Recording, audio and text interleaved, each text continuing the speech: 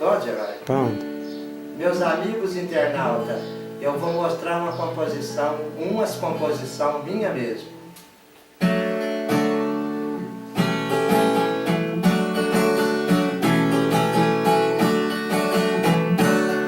A noite que eu perdo o sono, eu começo a imaginar.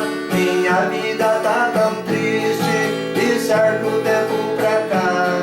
Perdi minha mãe querida, o meu pai e o irmão. A vida que era boa vai em outra direção.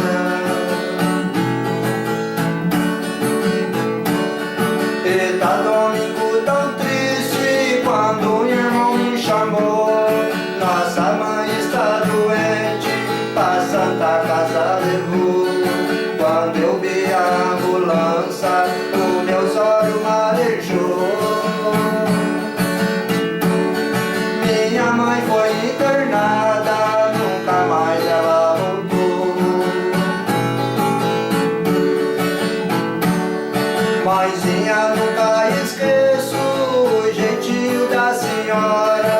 Joelhava aos pés da santa, todo dia às 6 horas, rezando e pedindo a Deus pros filhos que mais adora.